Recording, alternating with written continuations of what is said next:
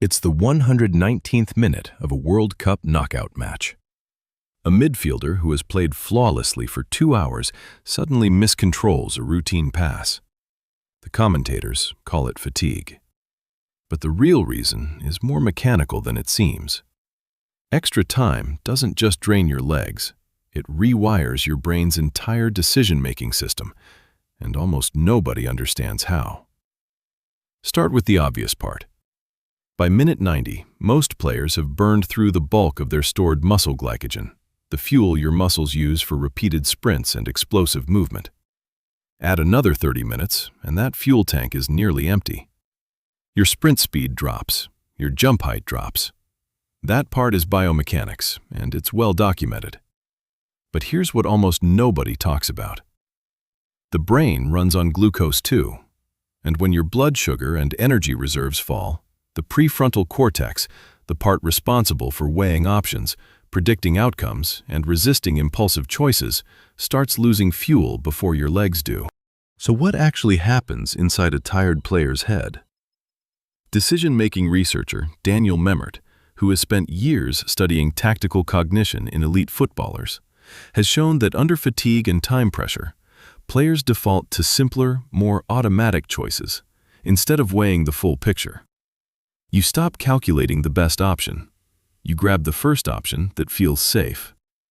That's why extra time produces strange decisions. The cross-field pass nobody expected.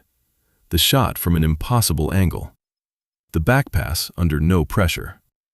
These aren't random errors. They're your brain switching from careful analysis to fast, low-effort pattern matching, because careful analysis costs energy you no longer have. Now add the psychological layer. Gare Jordet, who has spent 2 decades studying footballers under pressure, including the gaze behavior of players walking up to take penalties, has found that anxiety narrows your attention. It shrinks your visual field. Under extreme stress, players look at fewer options before acting, scanning the pitch less and committing faster to whatever they see first. Combine that with physical exhaustion, and you get the perfect storm. A narrowed field of vision, a brain defaulting to the easiest option, and a body that physically cannot execute the cleaner alternative, even if the brain found it. This is why extra time goals so often come from chaos rather than craft.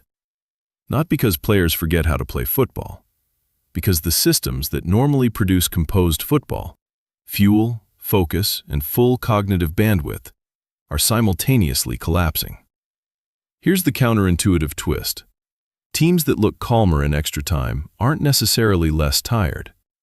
They've usually trained their decision-making to need less energy in the first place. Through repetition, certain reads become automatic long before kickoff. Automatic decisions cost the brain far less than fresh calculations. So when fatigue hits, a team with deeply drilled patterns has less thinking left to lose. That's the real advantage elite teams build for extra time, not just fitness, decision efficiency banked in advance. Think about substitutions through this lens. Coaches don't only bring on fresh legs in the 100th minute, they bring on fresh prefrontal cortexes. A substitute's brain hasn't spent 90 minutes burning glucose on split-second reads. That's part of why a fresh player can suddenly see a pass the exhausted players around him missed completely. His legs matter less than his unspent mental fuel. So why does this matter for how you watch the World Cup this summer? Next time a match goes to extra time, watch for the moment a player who has been sharp all game suddenly makes a choice that looks almost careless. That isn't a lapse in talent. It's a visible readout of a brain running out of energy in real time, narrowing its options and grabbing the nearest one. The penalty shootout that often follows isn't separate from this either. It's the same mechanism in its most extreme form. Jordet's research on shootouts shows that the players who take the longest to prepare, who control their attention instead of rushing, tend to perform better under that exact pressure. The ones who rush, who let anxiety shrink their focus down to just the ball and the goalkeeper, are statistically more likely to miss. So extra time isn't really about who wants it more. It's about whose brain still has fuel left to choose carefully when the body has almost nothing left to give.